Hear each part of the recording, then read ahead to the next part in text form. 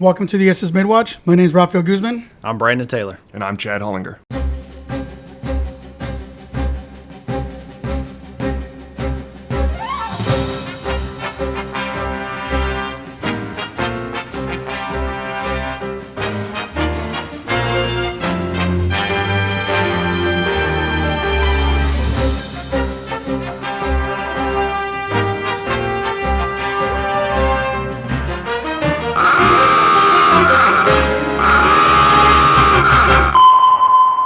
Chad, thank you for joining us. Thank you really for having appreciate it. When did you join the Marines? So I enlisted July 5th, 2005 was when I went off to boot camp at MCRD San Diego. Did 3 months there. First duty station was 29 Palms, California, with 1st Battalion, 7th Marines, the historical 1st Battalion, 7th Marines Suicide Charlie was my first company. And they're known for having the only company in the Marine Corps to have 2 guidons. Huh. And, pretty weird story. Back in October of 1942, I want to say, Guadalcanal, they were overlooking Henderson Airfield, and big Japanese attack happened and pushed Alpha and Baker Company back, and Suicide Charlie was left on the hill. After the whole battle had ceased, you have a white parachute flag made out of Japanese silk with Suicide Charlie, skull and crossbones. And Charlie was misspelled, of course, in Marine fashion. And periodically throughout the war, through Korea, it made its showing. And then I think it was in the 60s, the 1st Marine Division commanding general at the time authorized Charlie Company to have 2 guidons at every formation. So we're the only company to have 2 guidons. Where'd you go after that? So when I left 1-7, I re-enlisted and I went down to Camp Pendleton with 2nd Battalion, 4th Marines.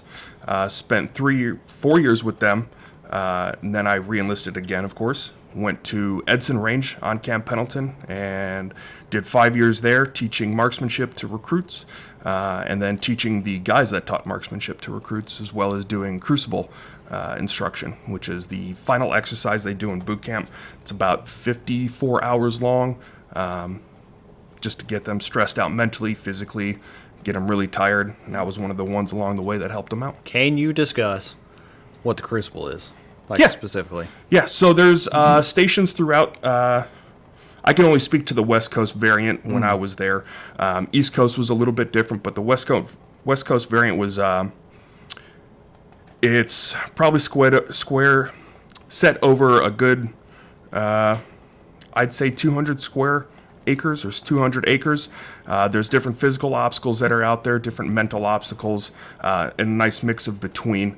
The station that I was mostly in charge of was called John Quick Trail at the time. I believe it has changed. It was an IED trail where they learned about IEDs, and then we set them along a path, and they would encounter IEDs, and we had simulators. We'd blow up on them and then keep moving forward. And so when you say blow up, it was just like puff of smoke or something to say like you set it off? Pretty much like talcum powder. We had CO2 cartridges that when they would walk by, it would pop in their face. I imagine that was fun. Oh, it's a great stress reliever. Watch him. Bye! The drill instructors would handpick the recruits to be in the front. So they would always select their smart ones and the best in the bunch. Because I know it's not real, but I'm sure it was terrifying just to get that. It's terrifying, the surprise and the shock, because they're not expecting it. Sure. We just say, hey, we've got IEDs out here, and you're going to be tasked with identifying them, because we had just kicked a class and they had received a class before. Well, they're walking by and all of a sudden you see them go, what is that? Pop! Boom. Right in their face. No idea it's coming. I figure the first time might be more of a surprise than every subsequent time. Yeah, you would think that, but we would rotate them out, so guys in the back didn't see it. They're just like, all of a sudden, there's smoke in there. What's going on? Got it. Okay. Yeah, it was a great time. Got it. Did that for 5 years, was at Edson Range, and then I went to 2nd Battalion, 8th Marines at Camp Lejeune, spent 3 years there. Another one. Yep. What year was that? I checked in 2017, and I left in 2021. You're not eligible. Not eligible. Yeah, so 4 already today. 1 is eligible. 1 eligible. Yeah, by a year. I believe you were talking about 1987 was the last year. That was the year I was born, so okay, got it. Missed that one. Okay. Oh, I'm gonna kind of backtrack a little bit. You said July the 5th. Yes. Okay, funny because I was also July the 5th 2011. Nice. Nice. So I got to see, because of being in South Carolina, Spartanburg, South Carolina, they drove us to Columbia, South Carolina. And I actually got to see the fireworks from the hotel room. Oh, that's 4th of awesome. July night over Gamecock Stadium. Yeah, my original end of active service, my EAS date was July 4th, 2009. Talk about a great Independence Day that I missed. Yeah.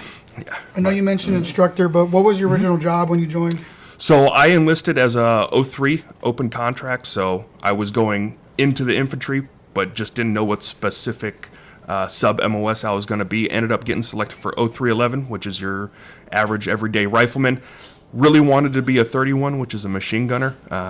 Cards weren't in the deck at that point, so I just went with what I got. Did that all the way up until you pick up Staff Sergeant. And at Staff Sergeant, you have to attend a school infantry unit leaders course, and you become an 0369, so you're an infantry unit leader that knows little bits, more than a little bit about all the each. infantry MOSs. And then I've been that since 2017. So you said that was at Staff Sergeant. Yes. Okay. E6. So where are you at now, if you will? I'm a Rank class? gunnery sergeant, E7. Okay. Got promoted 2002, and I'm part of the Forever E7 club. And Yeah, because you guys don't have chiefs. I know you have E7 Doc, but you don't have. I'm trying to use the right word. It just I feel like every branch knows the Navy, but the Navy knows nobody about anybody else. You guys. Well, it's a what is it, E7 in the Army or E6 in the Army, Sergeant, Staff sergeant. Staff Sergeant. Yep. And then after that you have what is it, Sergeant First Class, and then First Sergeant. Yep. And then after that is Sergeant Major. They also have Master Sergeant, which is a first sergeant, like Yeah, it's equal. equivalent. Yeah, it's like it's same for us. If you were like you know how they have like Master Chief, you have CMC, you have Fleet Yeah, Master okay. Chief. It's the same kind of dynamic, but at a different rank. Got it. That's it. Yeah, in the Marine Corps, we break at E8, and you either go first sergeant or master sergeant. So first sergeants can go, no matter what your primary MOS was, you can go to different units, and you're more the morale, welfare, and administration parts. And then my master sergeants become very more intrinsic with their MOS. The only reason I knew that much was because of in high school I did Army JROTC, Nice. so I knew a little bit coming into the Navy. Yep. Weird. When I joined the Navy. So Petty officer, what are you talking What's a about? petty officer? It's a lower officer. That's what it is.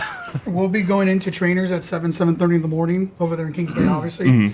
And the most I don't know what word to use, but the Marines are already doing the push-ups with somebody on their back at 7 in the morning. Yeah. We're barely even Waking walking up. and waking up to it. Yeah, I'm up, look at I'm that. up at 5, and I'm PTing, Yeah. and then starting my day. So, Because yeah. you guys PT in boots. Sometimes. Sometimes. It was a huge thing back in the day, back when I was a junior Marine. We never did what we refer to as green-on-green PT, which is like your Navy uniforms, like the yellow shirt with the blue shorts. We never did that. It was always boots and in your- utes, and you had a flak jacket on, and you were running, and you were just getting dragged through the dirt every day by some sergeant that just had a massive chip on his shoulder, but he made you better for it. Yep. Yeah. You've been in the desert? I did 2 deployments to Iraq, 1 deployment to Afghanistan. I was there in 06 in Iraq, tail end of 07, beginning of 08 in Iraq again, and then 2011 and 2012 I was in Afghanistan. I hate to say interesting or fun stories, but do you have any stories that you would like to share from either place, both places? Oh man, there's so many stories. I don't know how many of them would be interesting to y'all or to your listeners, but I've got great stories. Which one would you say, I guess, tell us your favorite story? So probably my favorite story, I had a guy I actually went to high school with. His name was Aaron Richter. He and I were really good friends. He ended up going to boot camp about a month before me. And then when I went going through all of our training, I hit him up and I'm just like, hey, I remember you said you were 1.7. I'm heading to 1.7. He was like, no S. I'm in Suicide Charlie. Let's see if we can get you in there. Sure enough, I got pulled in. Same unit, same company, same platoon, same squad, and same fire team. So the 4-man fire team, the smallest unit we really operate in, we were in the same fire team together, and he was my boy for years. And then flash forward, we're in Iraq, and we're patrolling. We're doing a night patrol, and he was our point man, and I was a saw gunner, and I was right behind him. And we're doing a night patrol. Back in '06, pretty much only the point man and the squad leader had NVGs. I, as the squad automatic weapons gunner, I had a set of PVS 14s, which are or 17s, which are mounted onto the actual weapon itself. So anytime I needed to see at night, I had to lift. So it's a night optic. Yeah, I had to lift the optic up and the weapon itself and aim pretty much. So I wasn't really doing that a whole lot, but I would follow him as close as I could, as of course keeping distance. So we're walking. We had just left our patrol base, and he's walking down this alley. And we had just crossed Bronze, MSR Bronze, which is one of the main highways in Al Anbar. And we're going on to, I think it was Michigan, which was a tiny little street, because all of the roads that ran north and south, we had named states. And I think we were going across Bronze onto Michigan. And you're supposed to do a couple of steps, scan your sector, turn around, make sure everyone else behind you is following in line, and if there's any word to be passed. Well, I do that, and I turn back around, and Richter is gone. And I don't mean like he is like down the road like 100, 200 meters. I mean, he is just literally gone. And it was a straight shot. I could see to the other side of, I think it was Diamond on the other side. He was just straight gone. So I'm just like, what is going on? Richter. No response. No response. I'm starting to freak out. I'm like baby stepping. I look back behind me. My team leader back there is like, what are you doing? I'm like, I don't see Richter. I have no idea where he went. So I keep on walking forward, and Richter, and you just hear the, and I'm like, Richter, yeah, where are you? Down here. They had dug a hole, and a massive, massive hole to get to some kind of like water pipe or sewage pipe. And he had fallen down there because it was brand new. We hadn't seen it. And if you've ever walked with PVS 7s, it's dual eye, and you've got one tube that you're looking out of. So your field of vision is very, very small. Didn't see it. Face planted in this hole. And I still to this day tell that story just because it was hilarious. When you think of a hole in Iraq, you think of like, oh, IED, like everyone kind of gets kind of scared about that. No, this was a hole that just took him in a completely different direction. He was just Yep, boom, gone. Felt like he probably fell for 10 feet and hit the ground. Yikes. But yeah, it was great 2 deployments. I say great because for the most part, we came back with everyone. We lost one guy in our company to a rocket attack. My first deployment, my second deployment, we came back with everyone in our company. So I was really thankful for that. And that's in no small part due to the leadership that I had during it and the NCOs that I had leading us, because if they didn't push us to be better, we would have come back with a lot less people than we had left. What do you think the reason the Marines are the only ones that met the recruiting goal in 2023? I can neither confirm nor deny that there may or may not be some fudging of paperwork. I cannot speak to any of that. Of course, I have never been a recruiter. But, hey, kind of funny story. So I actually went through chief season. I am a chief by title. I did that back a couple of years ago. And I remember one of the greatest things I could have ever put the difference between the Navy and the Marine Corps. We were sitting in a class, and I forget which class it was, but the senior chief that was teaching it says, all right, guys, what's the most important thing we all know? And I start saying mission accomplishment, because in the Marine Corps, you complete your mission at any cost. There is no ifs, ands, or buts. You do it. Everyone in the crowd around me starts saying safety. And what do you mean safety? I'm like, you need to accomplish your mission at all costs. And a select right next to me put it to me in such a way that it smacked me across the face. And I was like, wow, that actually makes sense. He said, in the Marine Corps, you're worrying about the dudes to your left and to your right. In the Navy, we're worrying about an entire battleship or an entire SSBN or an entire aircraft carrier, billions of dollars. He says, if we do something unsafe, you're taking that major asset out of commission completely. Yeah. If not, also killing the crew. Yeah, or exactly. hurting someone on the crew. Exactly. Yeah. So it's more than just, it's more than just your mission accomplishment and got to your left and right. Yeah. Yeah. And when he said that, I was like, wow, I've never thought of it that way, and that slapped me across the face, and that's part of the reason why I think the Marine Corps is yet to fall behind on our accomplishment of meeting mission when it comes to recruiting. Yeah, that's understandable. Okay. Probably I can get that. I can see that. We'll move heaven and earth to make sure it's done. I like that answer. That's actually That's a good answer, yeah. That's actually something That's what you I want haven't to- thought about either. Was like why we focus on like safety and making sure shit's kosher. Yeah. If you will. Never thought about that. You mentioned Iraq. Any other good stories from Afghanistan? So the difference between Iraq and Afghanistan is pretty stark. There's a pretty broad distance between them, other than geographical. In Iraq, it was mostly IEDs, standoff attacks, things like that. In Afghanistan was where I actually got my first combat action ribbon on my 4th deployment. But that was where a lot of the small arms fire still had IEDs, but that was where the fighting was a little more intense versus shadowy figures hiding in the back.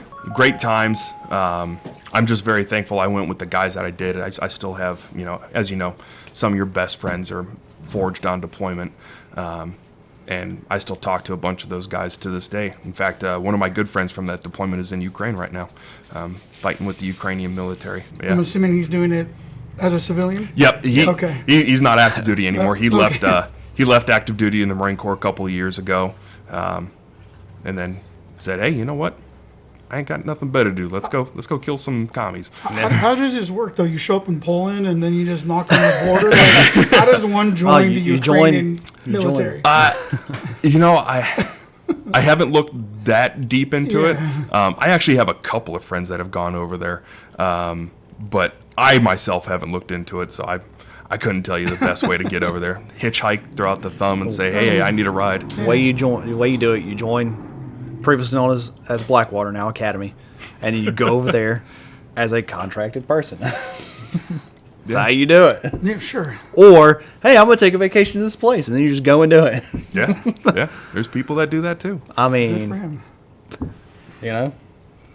You start a GoFundMe and you sell your feet pictures. I mean, the whole war is just fascinating. We won't get too much into it, but I can't believe how well. Good for them, by the way. I can't believe how well they're doing, and it's a good thing. It surprised It's a good everyone. thing, yeah. I think it even surprised what's his name, Lieutenant Zelensky, Yeah. or not Lieutenant, The president. President Zelensky. Yeah. yeah. Yeah, I think it even surprised him and how well they're holding up. Not to mention the amount of imports they're getting from Oh, he is. other countries.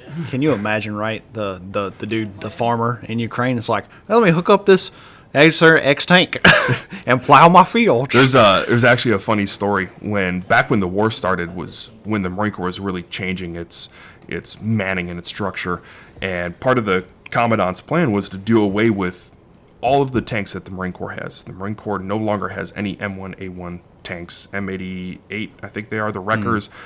We have no tanks. And it was a running joke that there is a farmer in Ukraine that has more tanks than the Marine Corps. Probably does. Yeah. But, I mean, aren't like the tanks getting destroyed right now with like $500 drones? So It's really weird when you look at how drone warfare has changed the entire scope of hand-to-hand, in-your-face warfare. It is very much pulled back and separated. But drones have definitively changed how we fight and will fight in the future. Are they causing damage to tanks? Yes, absolutely. But that's what they're designed to do. The warheads they carry are specifically designed to defeat the armor that tanks have. And if you know about tanks, one of the softest spots is either directly on top Underneath. or directly underneath. So when you have a drone that has an RPG-7 warhead and it goes nosedives right on top of Yeah. the tank, that's the soft spot. That's where it's going to hit it. I actually did not know the Marines got rid of their tanks. Insert X person gets buttload of C4 and just like, oh, let me go to Walmart and buy this, $40 little RC. Yeah. pack the C4 around and just. Yeah, and it's Just it's go. happening all the time over there. You follow, there's plenty of Instagram, plenty of Facebook channels that share nothing but drone footage from Ukraine and Russia, and they'll share both sides. And Russia, for being as big a military and what everyone consider up until Ukraine a near peer of us, even they're resorting to using stuff like suicide or what is colloquially known as the one-way drone. Send it out knowing it's going to crash and they're not getting it back. Right. But Sure, but when you spend Makes sense. $500 to $1,000 to defeat something major, it's way worth it. it's Yeah. exactly Yeah. same thing Taliban and Al-Qaeda were doing to us in Iraq and Afghanistan. It cost them next to nothing to build an IED. But you send a $100,000, $200,000, $300,000 MRAP or MAT-V over the top of one, detonate it. Hey, it's costing them nothing almost. Sure. Yeah. No. No, I don't remember the specifics, but I know that the Navy was actually starting to look for more dumb weapons, bombs specifically, because they are extremely, so they're looking to go back old school. Yeah. And just go with numbers and largest. There's some downsides. You can get some unwanted casualties, Yeah. Sure. but I think they have a purpose.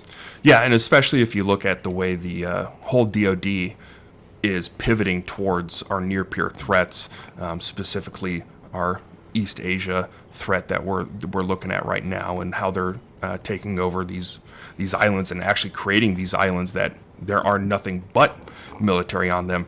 Do you really need to worry about, casualties of civilian kind when it's an island only manned by military? You don't really care at that point. It's like, why do I need to drop a precision guided munition onto a target where I just want the whole island gone? Yeah. Yeah. Just carpet bomb it. Yeah. Bring out the B-52 again. That I thing's mean- still kicking. When's your retirement date? July 31st, 2025. It's coming up quick.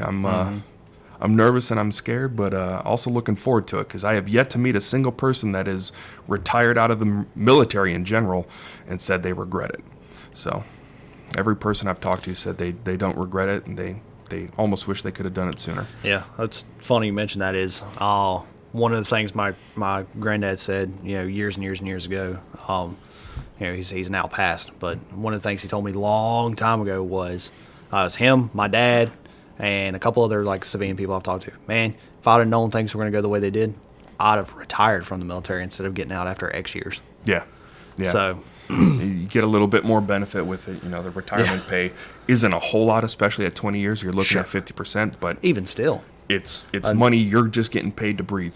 yeah, that's also Right. true. Yeah. And it's much easier to work on your next career when you have that little bit of money. Absolutely. Absolutely. And that's And I'll use arbitrary numbers here. So we'll say retirement check is 50%. We'll say is $2,000 a month, right? Arbitrary number. At me being 38 years old at 20 years of service time, an extra $2,000 for every month for the rest of my life is significant. yeah.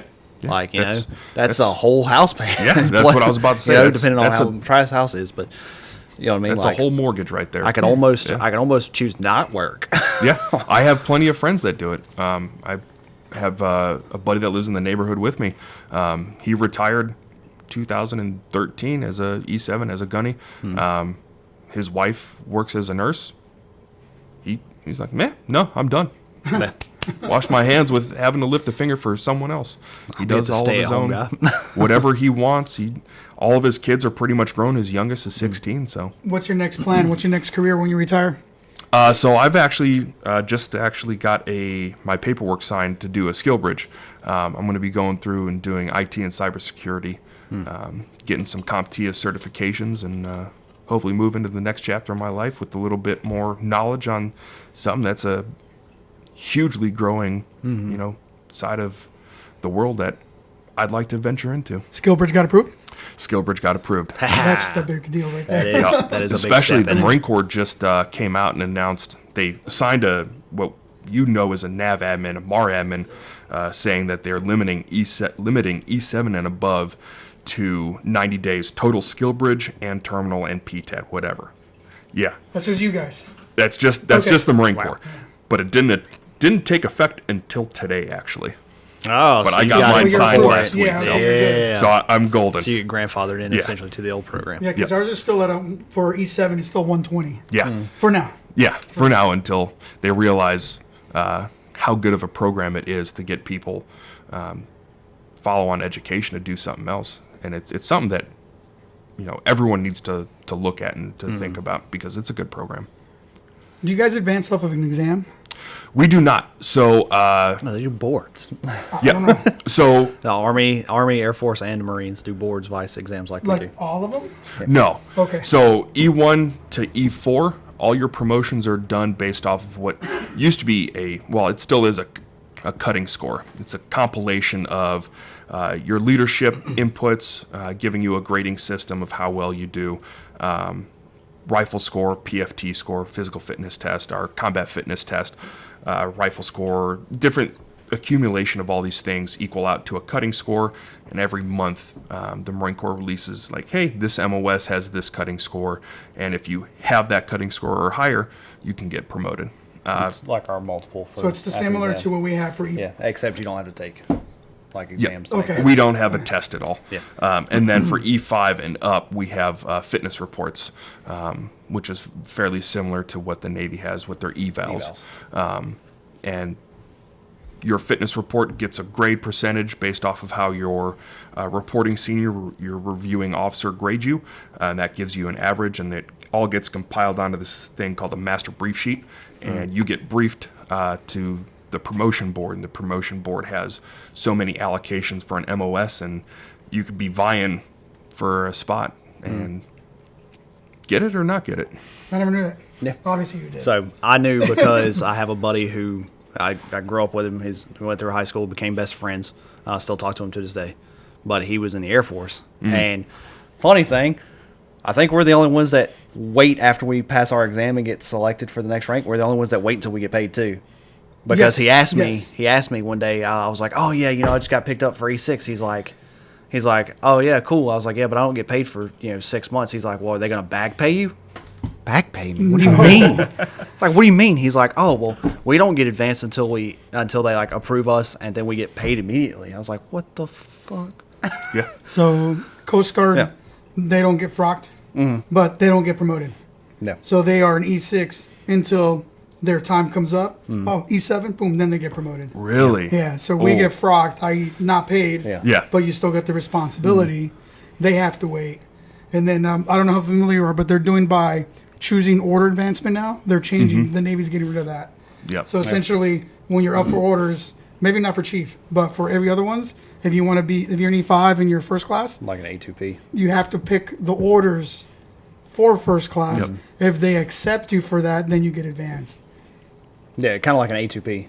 Advanced, what is it? What do they call it? Or P2A, perform to advance. So Okay. you select like, oh, I want to go to these orders. It's specific for E6, and so you go there, kind of like how engines do.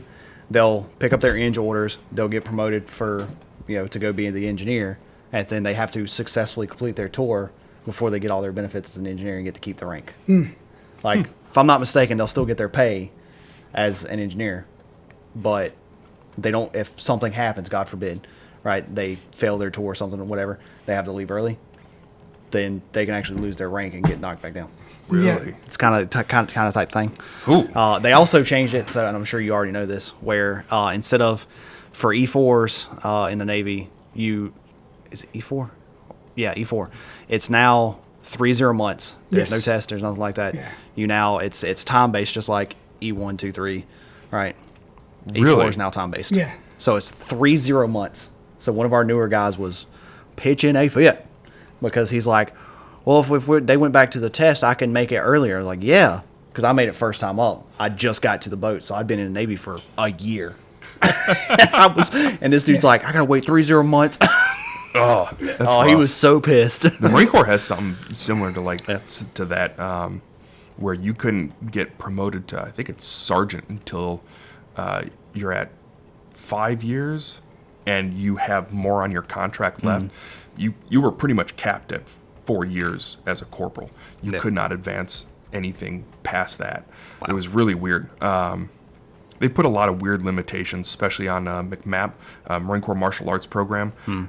It's all tied to a rank. You can no longer be an E3 and advance all the way to black belt, which is like the top until you get into the tabs. You couldn't go any further than, I think it was green belt, which is 2, 3 up.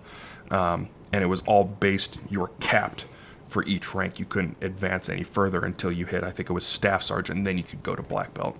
Just weird limitations for, I'm not really sure why. I'm looking at your rankings finally, trying to learn. Probably should have done this before. Let's go blah blah blah. No. E1 to E9, y'all. That's all you need to know. Yeah. Well, it's weird because like I've been around Canadians and now we're around Aussies where I work at, and they know everything about us, and then like they'll show up. Who are you? I'm an E3. Oh, Yeah. they'll tell us. Right. I don't know. Yeah.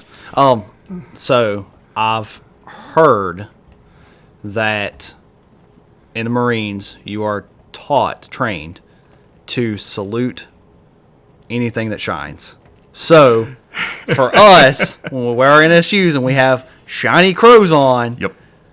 you'll salute petty officer, seaman, whoever the fuck, because they have a shiny collar device. So funny story about that. That is actually Yes. 110% Guy on my true. first boat got as a E4 was saluted by y'all's E6 equivalent because he had shiny collar device. on. NSUs. Okay. So funny story That's where I about learned that. about that. In 2009, I was going through our PME as a corporal, and it was the actual corporal's course before the units were really allowed to do it. This was at Del Mar on Camp Pendleton, in a schoolhouse, very formal setting. We still had wall locker inspections. You had to have everything in line, blah, blah, blah. One of the last things we did was we went to Mainside that Friday, and we were in our service Charlies, and we were walking around, and we had to correct people. And you had to base it off of an order. If someone didn't have a haircut, if someone didn't have a shave, so on and so forth, someone was out of uniform, we had to correct people. That was the only reason we did this. So me and this group of my buddies are walking around downtown, or well, Mainside, Camp Pendleton, back before they had the new PX. And we're walking past this electronics store, and I see like 3 or 4 sailors come walking out. Now, me knowing, like, oh, he's got the dark blue / like real black pants on. All right, he's not an officer, but I see him throw on his, what we refer to as a piss cover, throws it on, and I see a big old shiny thing right here, and I see a big old shiny thing right here. So I pop that salute. Good afternoon, sir. And he's like, whoa, whoa, whoa, whoa, whoa, whoa. What are you doing? But yeah, that is 100% true. We are taught anything that's shiny to salute it, because all of our enlisted rank are all flat black. Black, yep. What do you say is the biggest thing that movie gets wrong about Marines? Oh, God, there's so much. So we'll let you know a little about us. Maybe they'll trigger some stuff. Okay. So we're sonar techs. Yep. So obviously sonar, and for us, Down Periscope. That's Yes. all best I know movie about by you the guys. way. Yes. Yeah, the Yes. most accurate movie about sub guys. Yep. It's a documentary actually. It's It's not a even a documentary. movie. Are your CSs actually that nasty? Don't you want your CS to look like that? If your chief CS does not look like that, like if he looks like that, you know the food's gonna be good. That so they always put radar Yep. for sonar screens. Yep. Every movie. Bing! Like it's not how that But works. it's like a running graph, and you can kind of see like the shapes and stuff, isn't it? Something similar like that. You're not wrong. But, Okay. But the Sweet worst one there. is an actual radar screen. Yeah. You know, it's like the round, and it's got the line. Yeah. and you got a sonar tech. You know, they're like, okay, you're looking at radar, you're not looking at sonar. So, what would you say? I mean, there's so much. Everything in the movie Marine with John Cena out the door. It's a great Yeah, of movie. course. It's a Toss it great out the door. movie. Of though, course. by the way. I don't think I've ever actually seen it. I think I've seen bits and pieces of it, and I remember stopping it because I was like, this is absolute garbage. I think one of the funniest things, though, is like how Marines are portrayed in the movie Major Payne. Okay. Oh, Mine, that, been a while. Tubby. yes, Yeah. like that stuff is very old school the way I grew up. And Marines weren't necessarily like that. They didn't, have an M67 throw it over their shoulder like it's a joke and it detonates. Who's but the yeah, dummy now? Yeah, shaving your head, that was 100% a thing. Like Yeah. everyone got their head shaved before deployment. But honestly, one of the worst Marine movies where they actually had Marines in it was Battle LA or Battle for LA, the Alien movie. where they came down. They're trying to take over. I think it's Battle for LA. I've never Battle seen for LA. I never seen the movie, but I know what you're talking about. It's absolutely hilarious. And there's actually a scene in there. They used real Marines for it. And it's this overhead shot of Marines running from the hangar to the CH-46s that they had on the tarmac. And they actually brought, I believe it was Marines from 2-5 to play as extras. And they had civilians mixed in with them. And so they say, action, all these people are supposed to run to the helicopters. And it's supposed to be this cool video, cinematic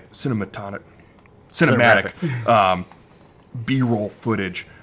The funny story is that when they said action, the Marines left all the civilians. Like, they're dead sprint, full gear and everything. Civilians have never worn gear. They don't know you've got an extra, 60 pounds on you, so they're struggling to keep up. Well, this huge, wide dispersion happened between them. They had to reset 7 or 8 times in order for the Marines to realize, hey, you need to stay in a group.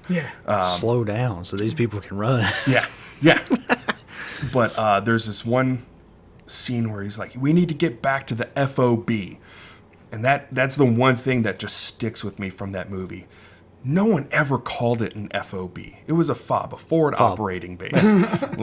No one in my 19 years in the Marine Corps, other than that movie, have I ever heard it referred to as an FOB. But a lot of the weapons they get wrong, uniforms they get wrong all the time. I mean, USAA, great bank. I bank with them.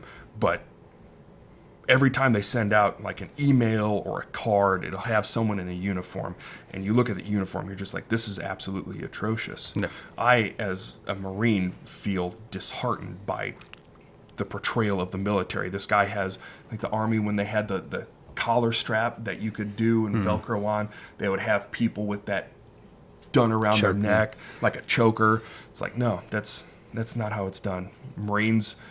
in boot camp is the only place you'll button the top button on your blouse. They'll have Marines with it buttoned all the way up to the top. It just looks absolutely ridiculous.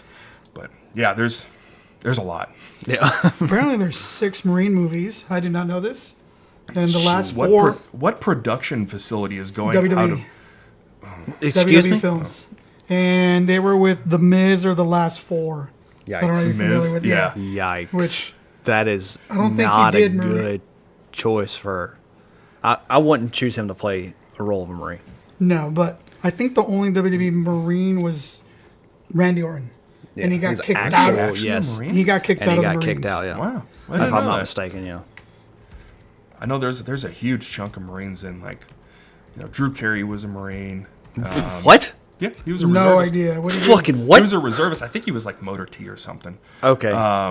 That makes a little more sense. But Adam what? Driver, the guy that played Kylo Ren, Uh-huh. Marine. He was a mortarman, 0341. Huh.